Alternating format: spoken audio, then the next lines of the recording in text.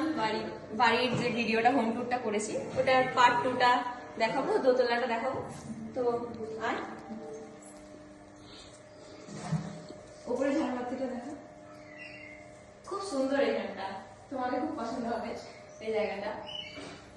তো উপরে দোতলাটা এখনো ফিনিশিং হয়নি, ফিনিশিং হবে, আপাতত এখন ঢালাই দিয়ে রাখা আছে। এটা কতটা সুন্দর তোমরা দেখো, খুব সুন্দর লাগছে দেখতে ঝাড়বাতিটা। আমার তো খুবই পছন্দ এই জায়গাটা, ছাদের দোতলার।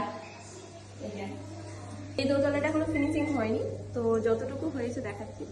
তো এখান থেকে শুরু হচ্ছে। এটা এখন ন্যাচারাল লাইট দিয়ে দেখতে হবে, অরিজিনাল। এটা একটা রুম, এটা একটা বেডরুম।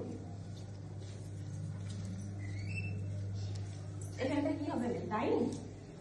তো এখানটা হচ্ছে খোলা ডাইনিং, খুবই সুন্দর লাগছে। গাছগুলোকে এই যে তুলে দিয়েছে, এরিয়াগুলো খুবই ভালো লাগছে। এই সাইডেও একটা ব্যালকনি হবে। এই যে এটা একটা ছোট রুম পাশে, আর এটা বোধহয় স্টাডি রুম হবে। আপাতত ছোট রুম, স্টাডি রুম হিসেবে বা নামাজ রুম হিসেবে ব্যবহার করতে পারে। তারপরে এইখানে আরেকটা বেডরুম, বড় বেডরুম। এই বেডরুমটাতে আরো আকর্ষণীয় জায়গা হচ্ছে ব্যালকনি, খুবই সুন্দর। ব্যালকনিটা তো খুবই বড়, এখানে যদি ফুল গাছ দিয়ে সাজানো হয় খুব সুন্দর লাগবে। তারপরে পিছনে এখানে রাস্তা আছে,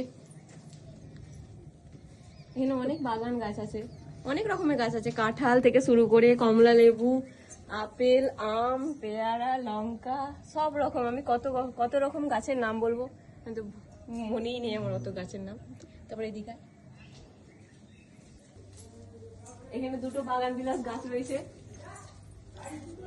খুব সুন্দর। ওই একটা জবা ফুল গাছ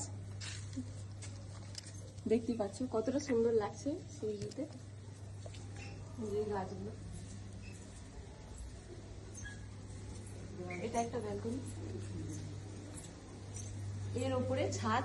তো ছাদটা আমি তোমাদেরকে দিয়ে দেখ। তো এই দিদিদের এই ছাদটা তোমরা দেখো, এখানে একটা টয়লেট হবে আর একটা ওয়াশরুম হবে। দেখে আসবি না ট্রেনের কাছে।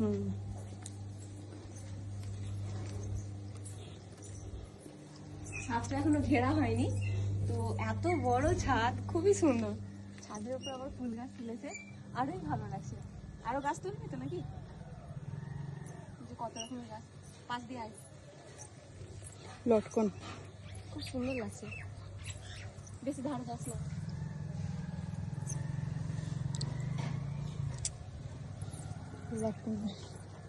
এই সব থেকে আকর্ষণীয় গাছ হচ্ছে এইখানের মধ্যে এই যে এটা পাতা বাহার, খুবই সুন্দর।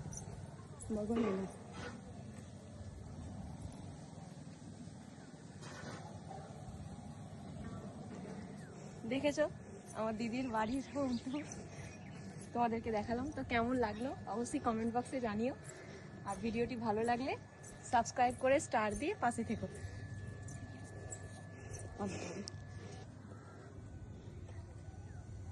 দিদিদের বাড়ির ছাদ থেকে এই যে ভিউটা, হ্যাঁ তুই বলছিস কেন, তুই বল তাহলে।